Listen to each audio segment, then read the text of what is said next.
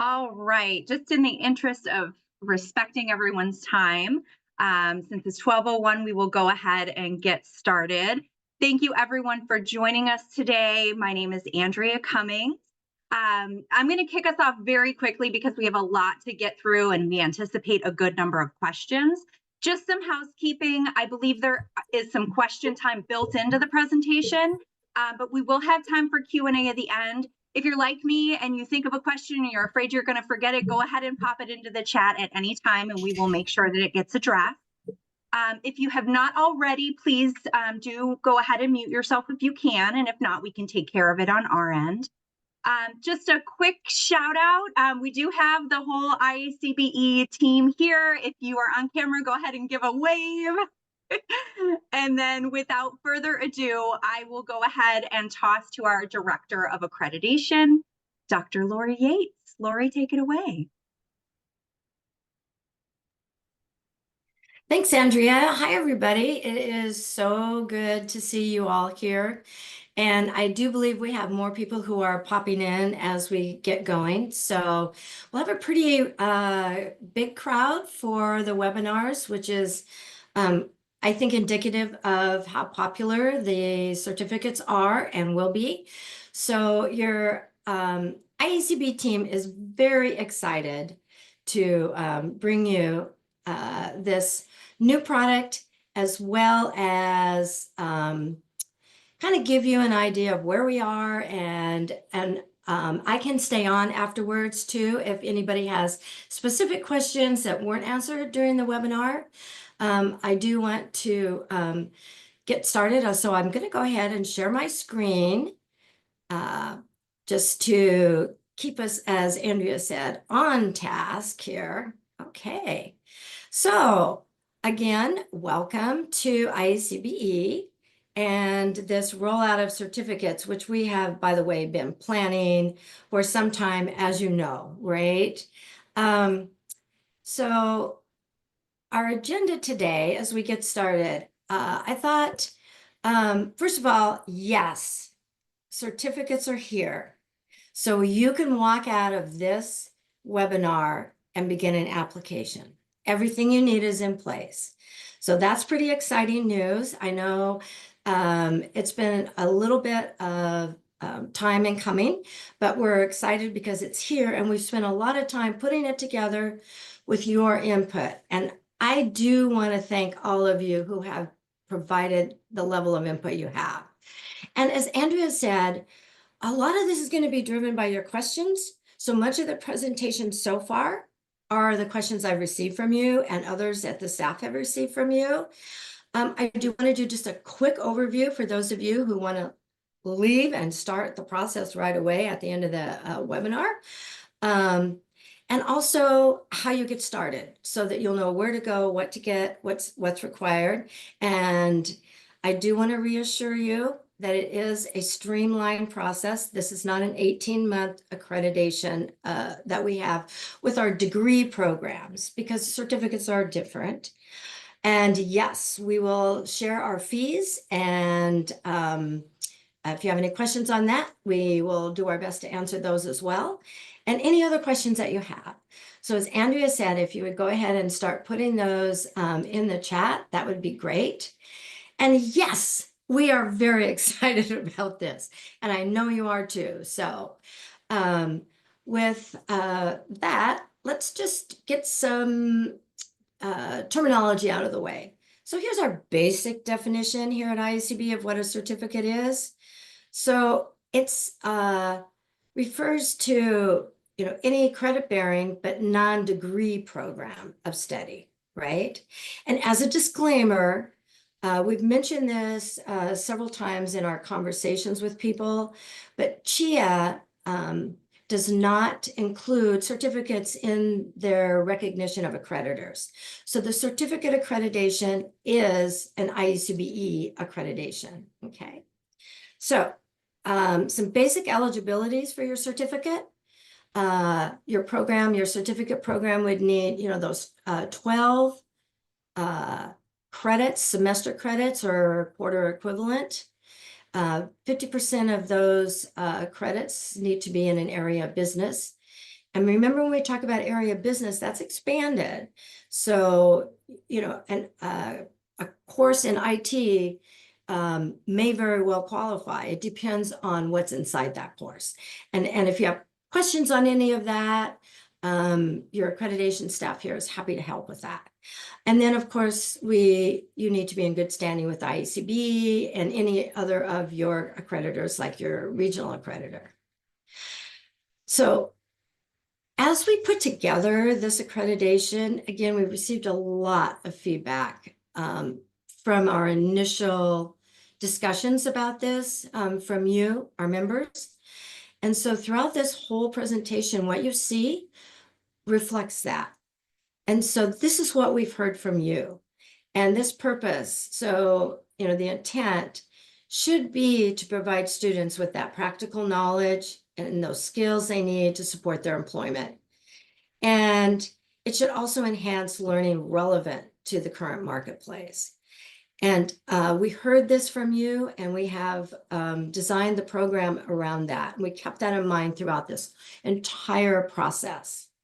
So with that in mind, let's get started. Okay, we're ready to get going, right? So if you are, since all of you will be seeking accreditation for the first time, right? Because this is new. Here are the steps that you would go through for first time. And once you go through the first time, actually reaffirmation or the addition of new certificates is more streamlined and a quicker process. So little teaser there. All right, so the first thing you need to do is fill out an application for accreditation of a program. And it's the same application you would use for a new program or reaffirmation of accreditation. And it is located on our member resources page. So only you would just check certificates, right? Once you submit that, that gets the ball rolling for anything that you submit up for. And so that will alert the accreditation team that it's time to reach out. You're welcome to reach out immediately to us so that we can get started as quickly as you're ready. You will be invoiced as soon as we receive that within a few days for the fee. And then you need to pay the fee, of course, right? And then while you're talking to your IACBE liaison, your accreditations liaison, we want to develop a timeline. The timeline is driven by you, okay? So it depends on your capability and resources to complete the process. So, and by resources, I'm not really just talking about money. A lot of this is about people resources, because right now, many of you are wearing more hats than you ever thought you owned, right? You're doing so much out there because of the environment in which we function in higher education. So that's where, but you'll get an idea of that by when we go through it today about how long, and that will be something we can chat about here at the end. So then you're going to go to the member resources page and pull out the self-study manual and the self-study template for certificates. Okay. This is not an 18-month process, so it is very different. Okay. And I'll give you the highlights here in just a minute so you'll know what that looks like, right? So you will fill out the self-study, which does include a forward-looking OAP for your certificate, but it is a different looking OAP than what you're used to. Much more streamlined to fit a certificate. So you're going to hear the term streamlined a lot for me throughout this presentation. And you know, why is it different? Because it's still an accreditation. And we are a respected and robust accreditor, and we have kept that in place with our certificates, but a certificate is different than an academic degree program. So therefore, that means that we are requiring different things. And as I mentioned a minute ago, it all has that purpose in mind. What is the purpose of a certificate and its accreditation, right? And just as an aside, when you add a new certificate program, it's going to be handled solely by staff. So, but here, once you turn in your self-study, your draft, the IACB staff will meet with you just like we do with other accreditation actions and do a technical review. So to start with, since this is a new accreditation line, I'm going to do all of them in the beginning, and a long conversation with the Board of Commissioners, and I'm working closely with them. They want a lot of feedback, how it's going, because they were very involved in developing this. So you'll reach out to me, and then I will do your technical review. And then you'll have your 30 days to make any changes you want based on feedback. And then the next step is you submit your final documents, and then it goes to the commissioners. So are we missing a step here that we would normally do in accreditation? Yes, that is an official site visit.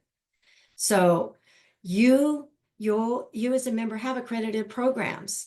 You are a member in good standing. It is unnecessary for us to do a full-fledged site visit for a certificate, but you'll have a thorough technical review. And then for the first time that you submit an application for certificates, it will go to the Board of Commissioners for review.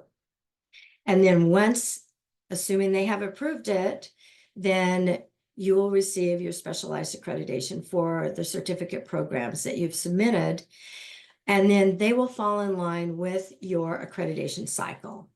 So let's say your accreditation expires in 2027, and so the next time you go before the Board of Commissioners for your reaffirmation of accreditation would be 2027.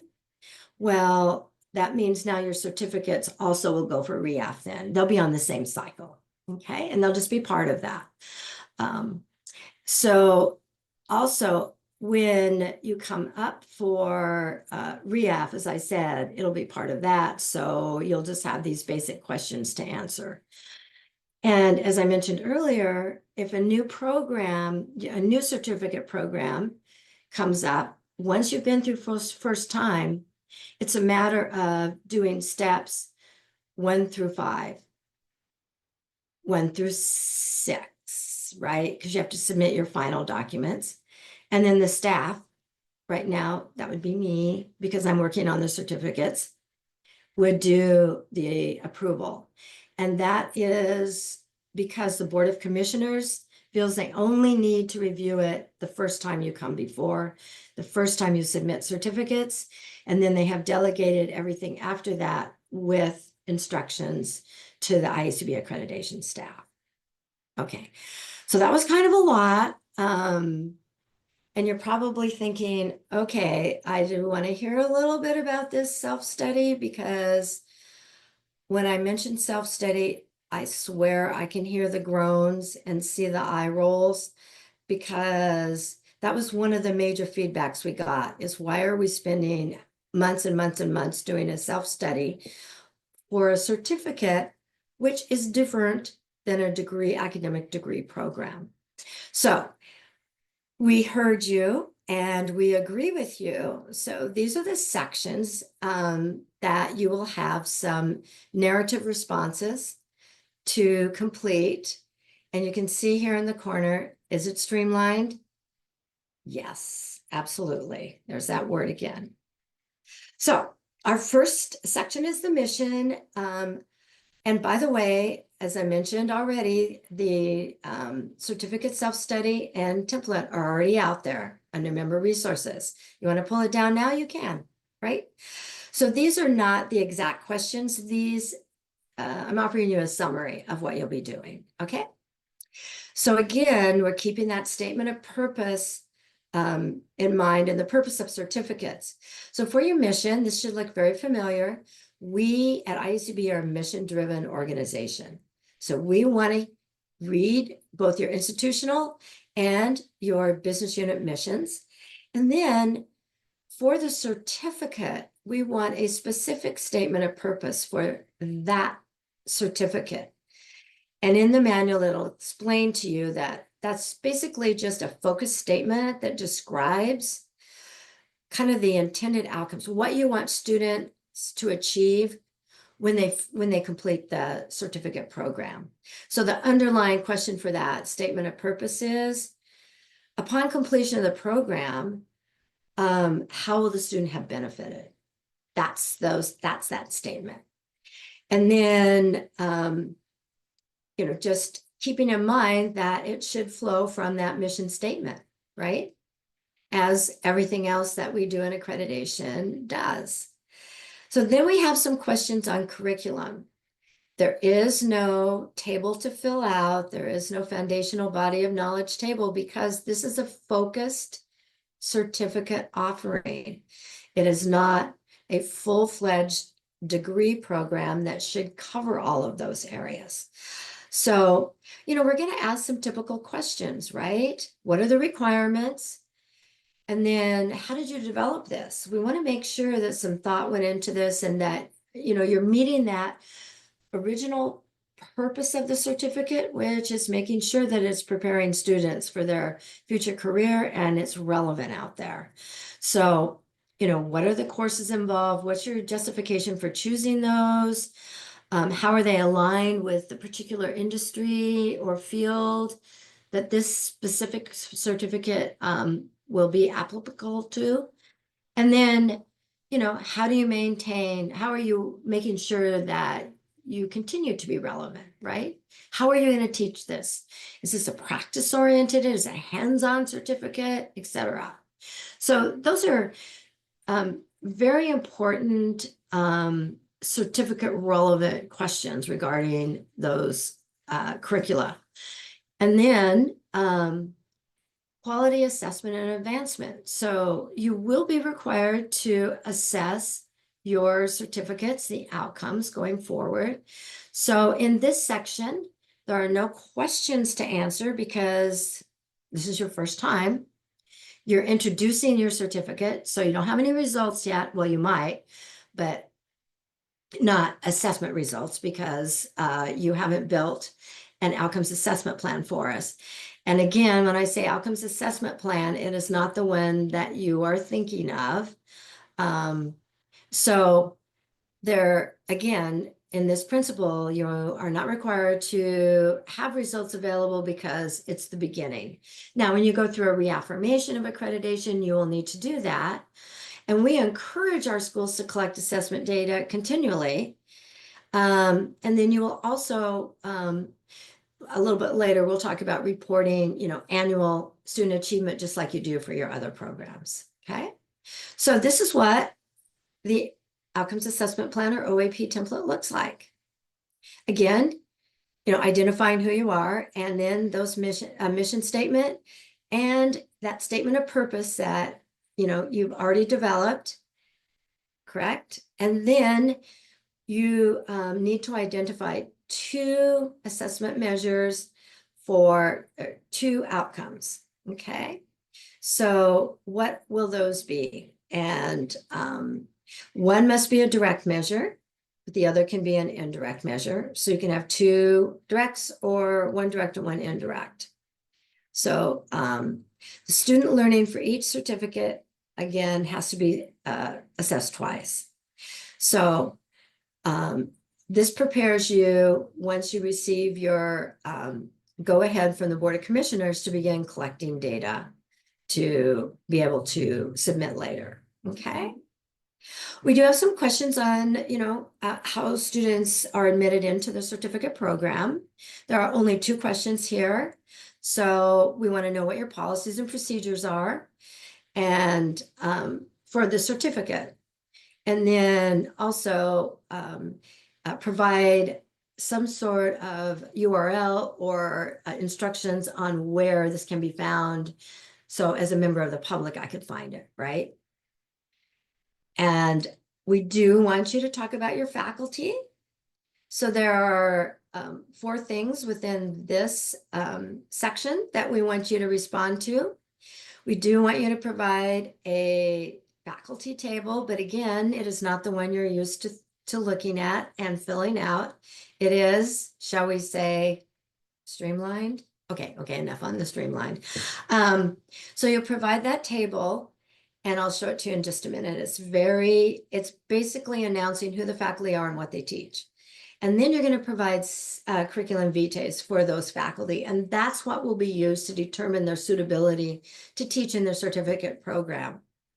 Because many of you will bring in industry people who may not have the academic qualifications that you would require for them to teach in a degree program, but they are stellar in terms of teaching in the certificate program. So we will use the CV to look at their background, okay?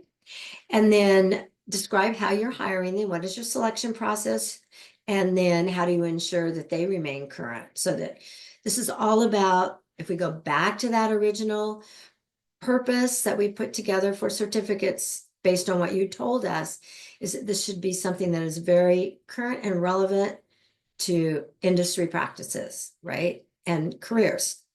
So the CVs, again, will be the important part that will determine their qualifications. So this is what this table looks like. You're going to list your faculty names in the left column and what they teach in the right column. Now, if a faculty member teaches more than one subject, then you would list their name twice. So if I'm teaching in your certificate program, let's say the first line you'd put Laurie Yates, and then maybe on the right side you'd put healthcare management. And then you'd list my name again in the left column, and you might list healthcare finance, because I've taught both of those, right? And then a reviewer, whether it's staff or the Board of Commissioners, will go look at the curriculum vitae to see if this is appropriate. Now, you will often have members of your own current faculty teaching in this certificate program, so I don't mean to imply that these are only folks from outside your university faculty, right? So you'll have a mix, and some of you will have a preponderance of one or the other, but this table applies, okay? So, and then I mentioned that we would talk about student achievement and accountability. So students or schools will report their student achievement for certificates when they report out their academic program student achievements every February 1st. So there will just be another program that you will be reporting those out on. And that will be on the same form. And so it's already been redesigned to include certificates. So you're ready to go for February. And then in the first time, we do have 3 questions for you to answer in this segment. So, what are the requirements for completion of the certificate? And then to kind of keep with this purpose of what a certificate is designed for, we're asking you to provide a sampling list of potential jobs, positions, and maybe places of employment where your students, your graduates may use what they've learned. And as your certificate has been in place for a while, you may be able to even offer actual information of where your students have been hired, right? And then that third one is that public disclosure of student achievement. So again, this is not on your first time because you don't have any yet. Well, you might, but you haven't been asked to report it out yet, okay? And then the last segment we have is on resources and innovation. So again, thinking back to the purpose of our certificates.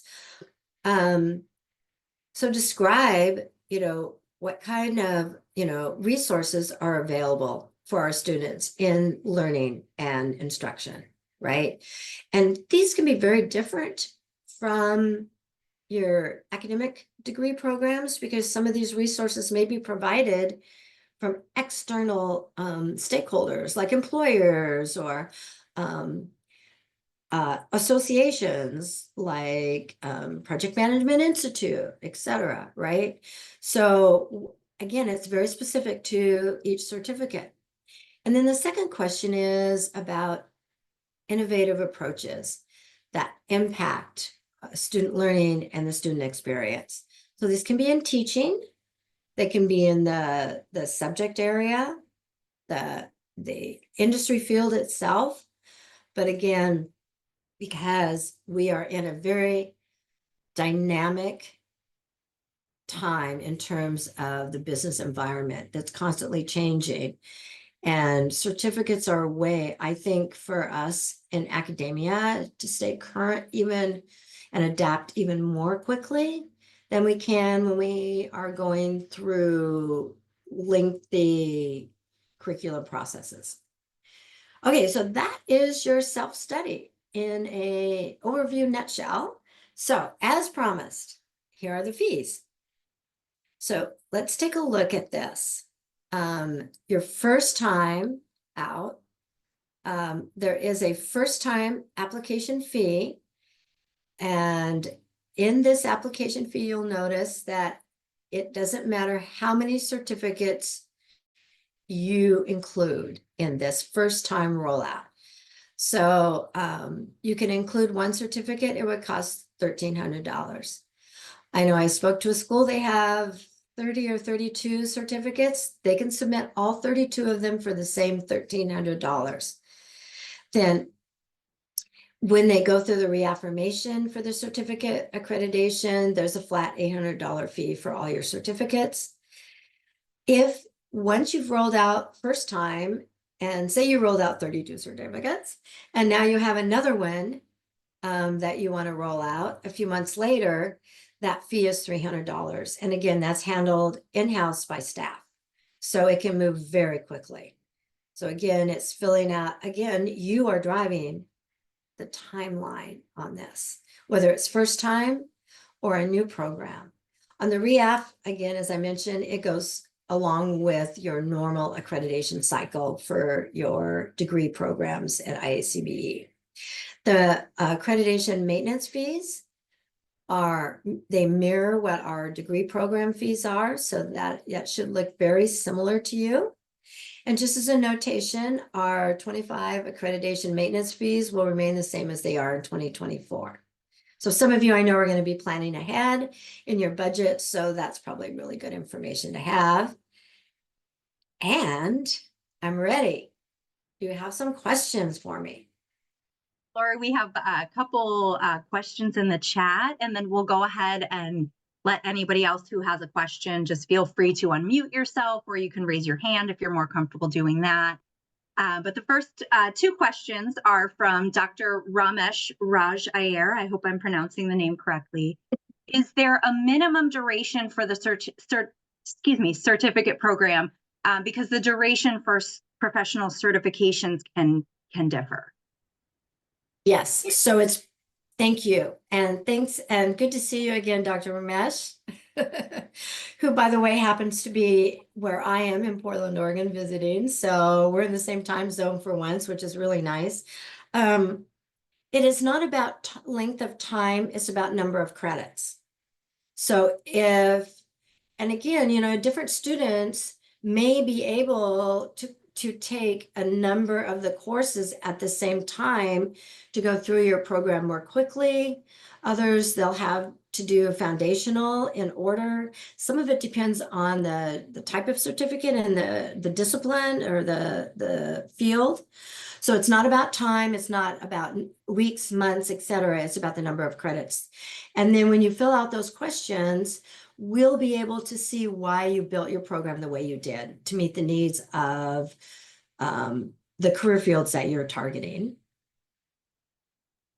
Okay, next question. Should the SOP, I'm assuming that's statement of purpose for the certificate program, be aligned to the broad-based outcomes of the school or existing degree program? No, not necessarily. Okay, how's that for a quick answer? And I'm not known for my very short answers. It should be aligned with the mission of your institution and your business unit. And then we want you to align it with that general purpose for all certificates that we talked about in the very beginning. So it should be aligned with industry standards and relevance for that field out in industry. It could be, it just depends. Some of our colleges and universities are very practice oriented. So their goals are already going to be hands-on practice oriented. but others are very more interested in theoretical, and so that might not be the case. Okay, and then final question from the same person. Can certificate programs for the industry employees for upgrade or retrain also be accredited? If they meet the criteria for that we laid out for the certificates, then yes. Okay, we have another question from Dr. Denise Goschenauer. Again, I hope I'm pronouncing that correctly.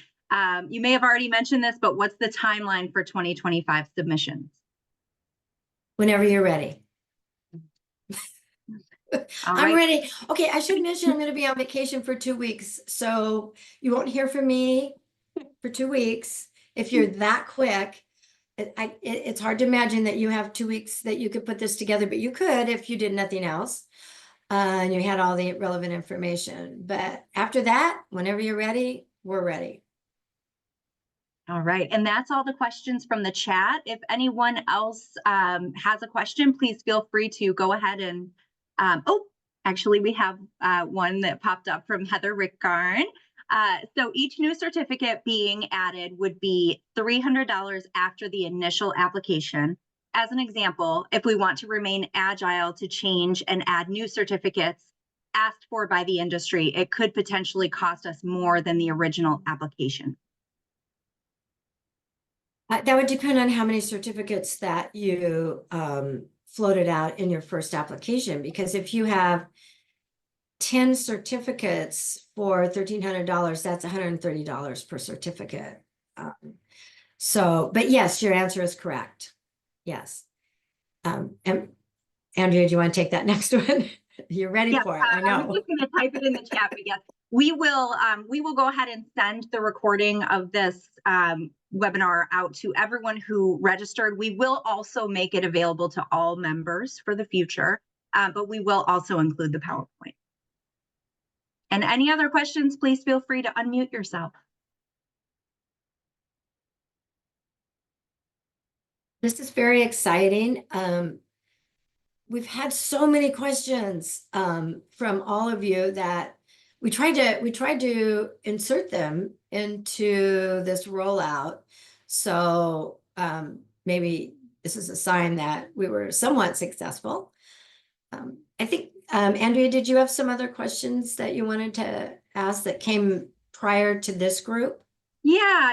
I actually just have a question because I know, I'm learning as I go with accreditation.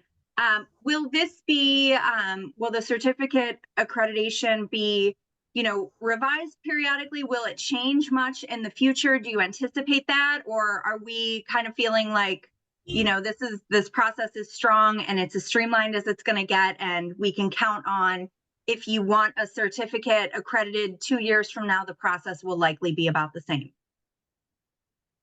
Thank you. I think that it has been on a lot of our members' minds, because we did a major overhaul in 2022 of the accreditation process, first time in reaffirmation. And that's kind of reverberated through our membership. And then we've tweaked it since then to kind of get rid of bugs and that kind of thing. So for this process, we worked really hard for a number of weeks and months to get out there and talk to members and find out what you needed and what made the most sense.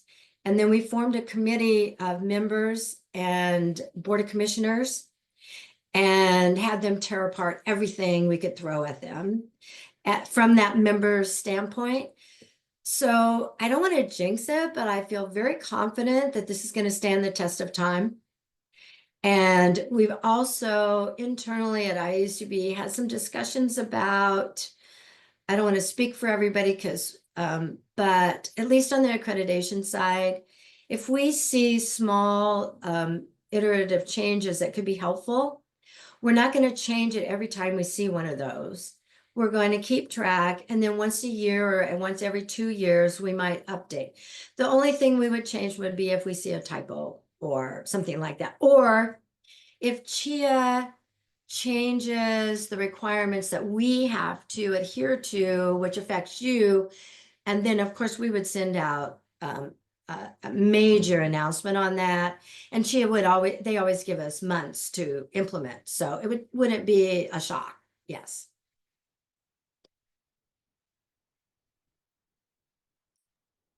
All right. Any other questions?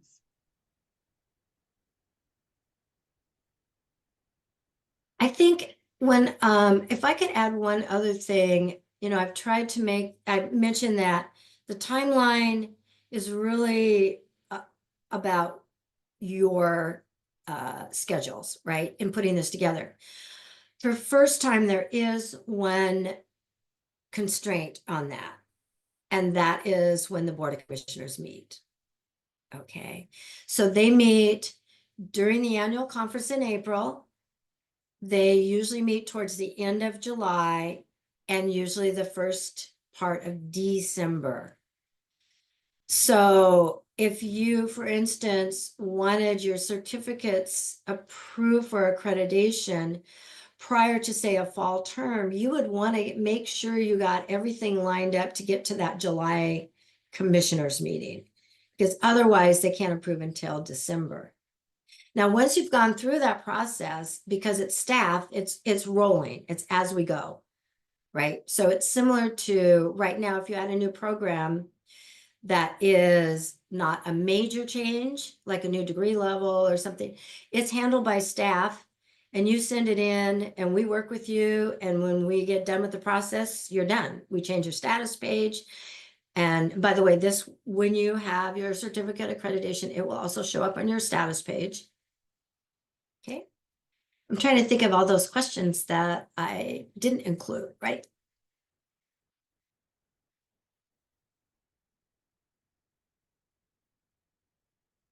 Thanks, Dr. Ramesh. Okay.